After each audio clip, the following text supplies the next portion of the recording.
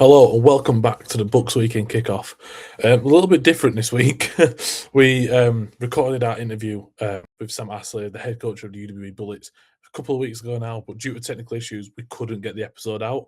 So the episode is going to come to you right now. So the first bit of this is going to be a 10-minute interview with Sam Astley, and then I'll come back and I'll speak about the playoffs this weekend. So enjoy. Hello and welcome to the BUCS Weekend Kickoff. And this week I'm joined by Coach Astley of the UWE Bullets second side.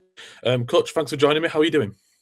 How you doing, guys? So, first of all, thank you for having me on. Always appreciate, you guys as media outlets in the UK, giving us an opportunity to talk about the game. So I'm all good, but just thank you to you for having me on, first of all. Yeah, no, it's great to have you on, and you're the first coach we've had on so far on this show, on the new show.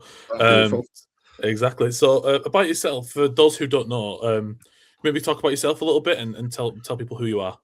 Yeah, so playing career is nothing special. Started playing when I was 12 or 13 at the Birmingham Bulls.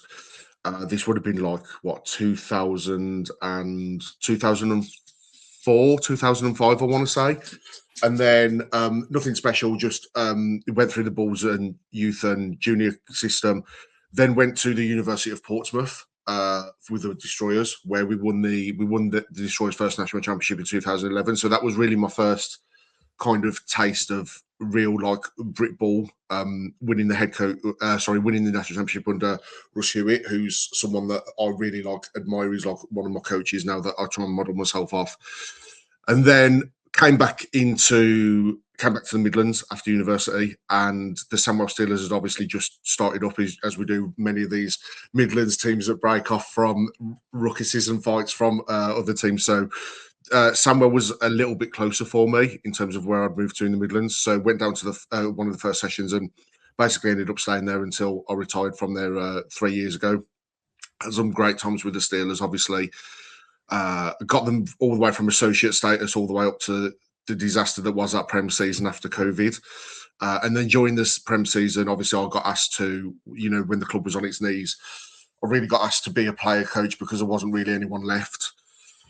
So my whole plan as a player and a coach really was I was always going to, obviously I've played O-line my whole career. So the plan was that I was going to retire from football when I was ready, do a little bit of youth and junior O-line coaching, then maybe move on to an adult, maybe uni ball, OC, and then head coach. So this is kind of like a spread out 10-year plan. Basically, Steelers came and were like, can you be head coach from day one? And I was like, okay, cool. So I kind of learning on the job. I knew things weren't right because of the way the club wasn't being run. So I was obviously drawing off the experiences I had from other coaches and how I thought I wanted things to be done. And then we really started to rebuild the club and rebuild the culture. And I got guys in. Coach Dave Butler came back, who's one of my mentors. So we got on really well together. He's a guy that I learned all my air raid stuff from. So I was someone that I trusted. And then realistically, because we'd had back-to-back relegations from the Prem to Div 2, we were kind of we had to go and look for coaches at teams like Crewe Railroaders and teams of that ilk who we still thought that we could offer something a little bit more on. But all the amazing coaches that were going to really push us forward. We're obviously all at bigger clubs and stuff, and obviously I'm sure you guys know that when you're in that Division 2 bracket, a lot of guys just see Division 2 and they don't see. There's some really good coaches in Division 2 who put a lot of work in. So we had a lot of effort trying to attract guys, but we got guys in, and fortunately now, so Coach Melbourne, who's head coach of the Steelers now, was one of the guys that we got in and put on that conveyor belt of guys that we wanted to get better and work towards. And then I kind of decided then that I was like, okay, well, I would like to coach full-time as my full-time job. So I then left the Steelers. The UWE Bullets 2's position was put out on Instagram. And I know Dan anyway, because me and Dan played together at the Bulls Youth and Junior. So we'd known each. We were boys way before all this kind of Bullet stuff was, before Dan and the Bullets. And so I messaged him and we had a chat, and he was like, you're living in Birmingham, how do you want to do it? And I was like, no, I'll travel down, or, I'll commute and all that kind of stuff. So been at the Bullets for 18 months now, which is I love it to pieces. I think it's amazing. And then part of my thing with my wife was well, if I'm going to coach Brit Ball September till March, I'd really like to go to Europe during the summer. So last year I had my first European gig as O-line coach at the Sarnyoki Crocodiles. And then this year I've been promoted, I suppose is the word. I applied for a job and became OC for the Helsinki Roosters this year.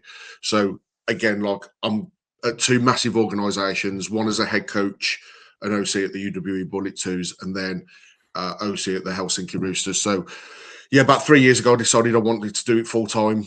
My wife is amazing. She's very supportive of it. She was like, if that's your dream and that's what you want to do, I'll help you support it. So I wouldn't be able to do any of this without her anyway. So first of all, she's the main kind of like reason why this is happening. But yeah, here we are 3 years later, after being maybe 4 years now, after being, someone at Steele has been like, Sam, can you just take over a couple of training sessions? We're Bullets 2's head coach and OC of the Helsinki Roosters. So that is, like I said, the playing side is a bit boring, but the coaching side is a bit of an accelerant. It kind of epitomises Britball, doesn't it? Really, your story. You've been thrown into the deep end, and you've thrived in it. To where you are now. So with the Bullets this season, going quite well. You've only played 3 games so far. You played your first game since I want to say November on the weekend. November 16th. Yeah. How are you finding the season so far? So the last 24 hours has been painful, obviously. With the result yesterday, it would be easy for me to sit here and blame the system and the way the division set up and be like, well, Swansea have got promoted after only playing 3 games. We lost our chance out of promotion last year after losing out on the first game to Plymouth. But as a coach, I understand what the parameters of the division are. So we have to find a way to be able to get our guys up and into the division above. So obviously I came in last year, short pre-season because I'd been in Sarnyoki. No, tell a lie. Last year when I came in, I'd been at University of Wisconsin with Coach Rich Wursel for a couple, like 7 or 8 weeks before I came to the Bullets. So we only had a short pre-season time. And historically, the Bullets the Bullet 2s had never really pushed for or being close to getting promotion. And I know there's a thing about like they were called the pellets and kind of they were always seen as like the kind of understudy drop off of what the ones were and so I really wanted to come in and I saw an opportunity where me and Dan sat down and said, what do we want to do, what do we want to be, and we came up with a plan of what we wanted the ones to look like and how far we could push the 2s up in the BUCS ladder. So last year was, again, we finished 4-1, missed out on lost to Plymouth 1916 on the first game of the season. And then so we coming into this season, we knew what the situation was. We knew we would have to go 5-0 with either Swansea or Worcester being in and around us as well. And then the issue of like, how do you deal with a group of guys trying to mold them into being better players and athletes, playing over a 5-game season over is it what, like, is it 6 months or whatever it is? Like if if we hadn't played until next weekend, it would have been 3 months until our last game. So the last 24 hours I've been thinking a lot, and if it happens again this year, like the season coming up and that kind of stuff, I'm really gonna have to change the way that we approach it, because we really this year tried to incrementally build the guys week in, week out. But then I've realised that you've got such a long period in between. You can have such a long period in between your games. It's hard to get the consistency of, are the players still able to feel the physicality of the game? Are the players still able to, because I'm sure you've seen some of the quality of film in Division 2 and Britball in general, you don't get good scout. You don't know what looks, I can go off. So we scout really hard at Bullets in terms of trying to get as much information as possible, because I always think that it's important to, give yourself the best opportunity you can to win a game. So, maybe, and it happened at Steelers as well, like you'd plan for it, you'd see all the film that guys have got and you'd plan for the game, and then that week they play a different front against you and stuff. Whereas, so we try to get as much information as possible to build the guys. And then, but then again, like I said, like when we came into let's say we got Aberystwyth this weekend, for example. They've only played once or twice maybe this season. So they've played twice because they've dropped out of one game. Yeah, so you're talking about trying to get film and scout and stuff. There's hardly any information to go off anyway. So as players, when we're going 3 months between a game, how do we as coaches find a way to keep building that player consistency of game feel, game ready, to be able to do what we need to do? Now, the margins in this division are so small in terms of the mistakes you can make if you're serious about trying to get promoted. We've got to find a way of working how we wanted to get that, basically the players to understand and feel that situation. So now obviously Swansea have been crowned champions of the division. Our look for the rest of the season is we want to go out and win the Division 2 championship. There's still opportunity for us here to do something that the Bullets have never done before, the Bullet 2s have never done before, which is to win a championship. So yes, whilst the situation is not what we wanted it to be, one, I've got to find a way as a head coach of being able to make sure that when the guys are having so long in between games, that I'm putting them in the best situation to be able to handle that and be ready for the next game, whenever that is. So that's on me as a head coach. I don't blame yesterday on any of my players or anything like that. I've got to find a way of making sure that all of the guys are ready to be able to play games whenever they are. And then, so we've got like 2 games. We've got Aberystwyth this weekend, Bath next weekend, and then the playoffs. So the aim for the rest of this season is still to be focused, to make sure that the guys we're developing guys and them as people, because we've got a couple of guys who are graduating this year. So then they're going to go into the big wide world. And it's, we don't just preach football here at UWE as a whole. It's about making sure that these guys are graduating with good degrees, making sure that they go into school. Then anything that they need help-wise with, maybe they're looking for a job or they're not sure about maybe they're moving back out of Bristol for the first time in 3 years. So our focus will be on that over the next few weeks, and then the football side will come and we work hard and we deliver these guys a championship on the 4th of April. Well, that's the thing in it with BUCS. It's all about the bigger picture. It's not just about winning in the moment, but also how you can develop people. It's got to be kind of strange for UWE as a program, hasn't it? Because the Prem National, the film there, I've seen it myself, is incredible. I think it's like Knots have 2 different angles. You've got there's certain requirements you have to have for any program. And then for you guys, it's completely different. You'd be lucky if you've got a GoPro on a stick for most games, really. And I think, like you say, it's hard for a season where you've only going to play 5 games. You look at the North, and in the North in Tier 2, the Northwestern, they only play 4. It's hard to get a team wanting to play that many games, isn't it? Because when you look at other sports, they're playing week in, week out, and that's kind of a challenge as a head coach, isn't it? That to keep people interested all the time. So I think that the way we practice is really good, because we build our focus is all on the culture, and I've learned through many different teams. So Sandwell, when we didn't win a game for 5 years, and then I'd be at Sandwell where we didn't win a game for 5 years, and then I flew out twice to Oshkosh, Wisconsin. So I went from Brit Ball to a Division 3 school, back to Brit Ball. Kind of flirted with the UWE 2s a bit, and I was like, how do we find it's not just when you go from like such extreme of programs. I learned that winning will happen if all of the cogs that you've got in your machine are turning the right way. Yeah. And sometimes, even if all the cogs are turning the right way, sometimes it still doesn't go your way. Like, that's football. So we try and build a culture of, if the guys become better athletes, if they become better people, if they train well, that the winning will become a byproduct of the culture that we're trying to emphasize. If you just focus on wins and outcomes as a program, then one, you're going to be disappointed a hell of a lot of the time, because it doesn't. Even on the top, like take the Patriots last night.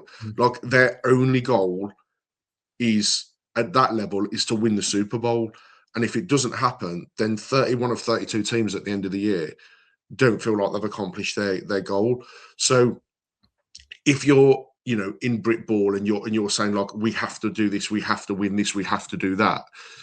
I promise you, like 99% of the time, you're going to come away disappointed. What we do at the Bullets is we focus on building the culture and the guys, making sure that we practice really hard. And part of my philosophy as an offensive coach and the air raid system that we use is, it's not just a system, but it's also like how you practice is linked to the way that you coach as your philosophy. How you so what tempo are we going? How are we using open and closed drills to get people better? How are we making sure that when guys come and we've got like an hour and a half or 2 hours or whatever it is, what are we focusing on to make sure that these guys get better? And I said in the presentation at the start of the season, I think that this year because we only played 5 games and we practice film, we go film and practice in a week. I think this year that we will practice. I think I worked out that we will practice 17 times more than we will play. So you have to, you can't just say to guys like, "Oh, you don't worry about practice. We've got these games, and put these games in your calendar." We're trying to build like them as players, and we've got a lot of guys that play in Brit Ball and in the summer and Europe and stuff like that. Who they've got the Euro players profile, so they're trying to get to Europe. So realistically, like, if you just focus on trying to win just winning those 5 games and just winning the division or something, it's hard. Like, you're not going to get what you want. So we keep them focused by keeping them on course and building them 1% every practice, making sure they become better athletes, better wide receivers, better QBs, better D-line, whatever position it is, make sure that they're better. And then hopefully we push them to a standard where then the guys that we play on a Sunday, those 5 games that we do play on a Sunday, our standard is above everyone else's. So naturally, we have an advantage where, we should be able to win those games. Now, don't get me wrong, like, I'm not sitting here and saying that I'm sure people sometimes see the Bullets as like, because we've got the best players and the best facilities and stuff, that all this stuff like winning just falls into place. And it very rarely, like, it doesn't work like that. Like, the work still has to go in behind. We've still got rookies on the team who've never played before. We've still got guys who, like, even if they're really, if someone's been at UE for like is doing their 3rd year this year, yesterday will have been their 13th game. Wow. In 3, because we're only playing 5 games a season. Yeah. The year before I came, they didn't get playoffs, so they got 1 playoff game last year. So realistically, like, how are you? Like, most teams in Division 2 in the adult league will play 10 games. Yeah. So like that, a whole season's worth of adult ball is spread out over 3 years in Division 3 in Division 2 in BUCS. So how do you get that? Like, how do you bridge that gap? And as I said, it's about building the culture and the standards that you want to practice to then be able to, hopefully, as game day comes, those limited opportunities that you do get, that hopefully it's enough. Now, as again, like I found out yesterday, it's not. So we go back to the drawing board. What do we do? What do we change? What the issues that we had yesterday, how do we fix those? And then, touch wood, you tick off enough of the issues to be able to get the goal that you need, and the win just becomes a byproduct. Another big thank you to Sam for joining me all them weeks ago, which seems like forever. But now we get on to the most important part of this week and talk about the weekend's fixtures ahead. This week we have the playoffs upon us, which is always the best part of the football season. I think most people agree with me there. So we'll start with the National Vars. This is the Prem North and South. The way it works is the top 1 to 4 people from the Prem North and the Prem South will face the other 1 to 4 teams from the Prem North or the Prem South. But it's all mixed up. So the first game this week, Nottingham Trent Renegades against Portsmouth Destroyers. Now, on the face of this, it seems like anything but a Nottingham Trent victory would be a surprise. However, the injuries that Nottingham Trent do have and the rumours that are coming out of that camp to their QB, star wide receiver, and their starting left tackle, it's starting to push it a little bit more in the way of Portsmouth. One thing we can't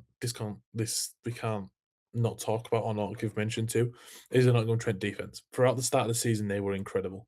They were the reason why Nottingham Trent started as well as they did. Yes, they lost the first game, but after that, their defense really held their own and proven as to why they had the number 1 seed from the north. Portsmouth, on the other hand, will just be happy not to be playing Div 1 football next year. 2 wins over their 2 wins of the season. It shows all scoring 104 points. Nottingham Trent so far this season has conceded 50 across the entire board. So I think the big battle here is going to be, can the Portsmouth offense really attack the Nottingham Trent defense that are having to back up an offense that is hurt, an offense that will be struggling come game day on Sunday. Next, Warwick Cardiff, and I think could be the game of the week. And I think Cardiff could really have a strong playoff run. We saw in their game against the SGS Pride how they can grind out and win games. Yes, they've lost close games to Brunel. A 20-15 loss in the 30th of November really showed that they are a different beast this year. Last time out, Cardiff did win 24-0 against Exeter. Warwick, they finished their season with a 34-7 victory over the Newcastle Raiders. So it's all play for. And I think this is the best bit about player football. We have two teams who, won't necessarily have thought that they could be the champions. However, you look at Warwick, they was in the final last year. Cardiff have had a great run beating last year's national championship at this level. So definitely, I think Cardiff is a team to look out for going deep into this playoffs. But another one to look out for is definitely the Brunel Burners. The Brunel Burners have been exceptional this year. First year back at Prem level, only London team in the Prem South, and they have just given it to every team who asks. The one game they didn't play against SGS at the end of the season probably could do favours for both teams, resting their best players and being able to push further and deeper into this postseason. They take on the Newcastle Raiders, who, much like Portsmouth, are very happy they are not playing Div 1 football next year. A close run out at Leeds, where Leeds' season was over, but Newcastle still did the business. A 21-8 victory for the Raiders. However, this game here could be, I think, would be easy to call with Brunel taking the win here. Brunel this season, scoring 255 points across 7 games. It's the most at this level. They've conceded 85. Yes, that's more than Nottingham Trent, SGS, and it's the same as Warwick. But yeah, definitely strong enough offensively to handle any team that they come up against. One side who'll be looking to get vengeance against the Burners is the SGS Pride. They take on Northumbria this weekend in Bristol, and that again is going to be a great game. Northumbria, who are coming into this after back-to-back promotions all the way from Div 2, have shown how strong they actually are. Finishing the season with 3-4-1 was a great year for them, and staying in the division was an even bigger bonus. Yes, they've had to face teams like Warwick, and the Renegades in Nottingham Trent, but they've handled it quite well all season long. You go back to the Nottingham Trent game they played at Trent, it was only a 13-10 loss. That isn't a million miles away from the levels that they need to be at. Northumbria are, however, coming off of a 15-6 loss to Trent, but with a couple of weeks rest, I'm sure that the Mustangs will be ready to go for a long trip down to Bristol. And then this week, all we've got to speak about for the rest of it is the North 1A playoffs and the South 1A playoffs. So the North, again, Lancashire look injury struck. We've heard rumours again that Charlie Martin, their QB, is injured for this game. But much like the NTU Renegades, they have an incredible defence to back them up. A defence that only conceded points until the last game of the season, and they only conceded 8 across the entire year. It's incredible. Now, they take on Manchester Met Eagles. Not going to be an easy day for Manchester Met. In the last 2 games against Manchester Met, Lancashire at home beat them 36-0, and then away beat them 26-0. So this could be writing on the wall again for Lancashire. They are just stamping their ticket into the next round. However, with their injury rows, it does give Manchester Met a chance to push into the second round of the playoffs.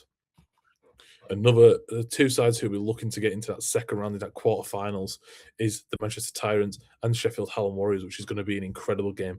4th versus 5th. You've got you got Manchester at 6-2, same as Hallam. Hallam's only 2 losses have come to Nottingham Green. Manchester's only 2 losses have come to Lancashire. Both sides finished 8-0 and was miles apart in their division. Looking on paper, both sides stand out for different reasons. Manchester, for their defensive form, only conceding 67 points across their 8 games. Hallam, on their offensive side of the ball, scoring 163 points across the year. Now, this game is going to be huge for both sides, and I think it's going to be an incredible game to watch if you can get down to go watch it at Manchester.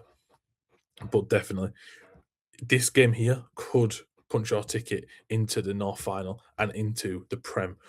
Because if you look at Lancashire, Manchester nearly did it last time against the Rams. So this could be huge if Manchester can get the win here. They know Lancashire's schemes, they know what to do, and it's just going to be a great thing to see. Next game, Edinburgh Napier versus Glasgow. We've seen this game once already this season. I'm just trying to rush and find when that was. It was a 54 victory to Edinburgh Napier on the road against the Tigers. More of the same here, I'd imagine. And then Edinburgh Napier will have the pleasure of hosting either Nottingham Green or Stirling, taking place at the David Ross Centre this week.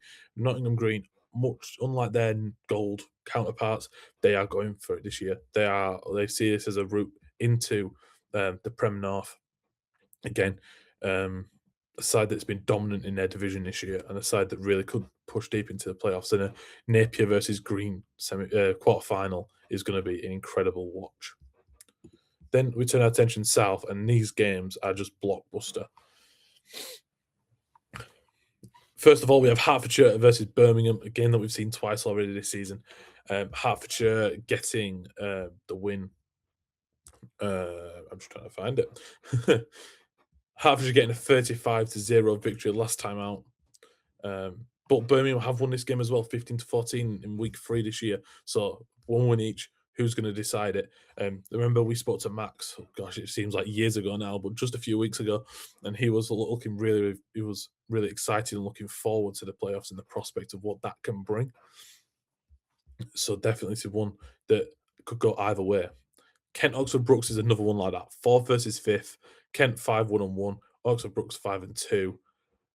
This looks incredible. On paper, Kent have scored more and conceded less points than what Oxford Brooks have. So that's got them going for them, definitely.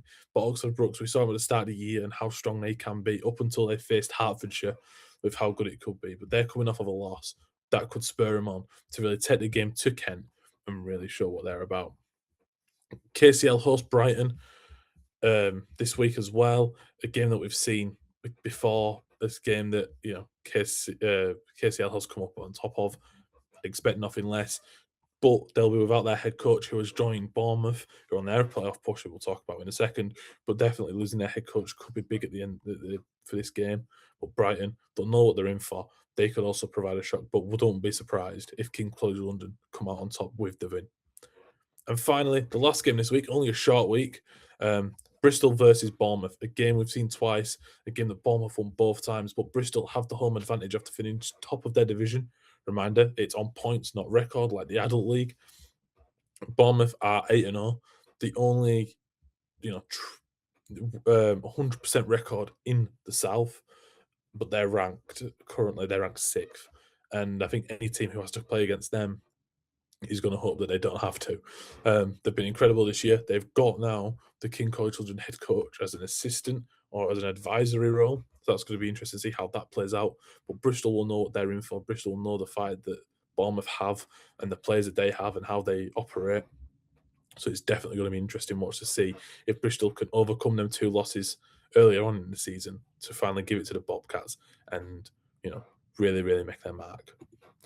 But yeah, that's all for me today. Only a short video. Unfortunately, didn't have a guest this week. Obviously, we have Sam that we used weeks before, but he spoke in depth about the playoffs and about how important that entire cycle is for the UWE Bullet 2 program and how they're looking forward to it rather than not being hurt about promotion. But once again, thank you to all for watching me. Thank you to Sam for joining me. Apologies that it has come up a couple of weeks late and I've missed a couple of weeks. We're just getting used to this new software and a lot of other technical issues. But definitely next week, hopefully, be joined by another guest. If you would like to get involved, send me a message either on Inside Brickball if you have my personals on there. And yeah, we look forward to speaking to you. Goodbye.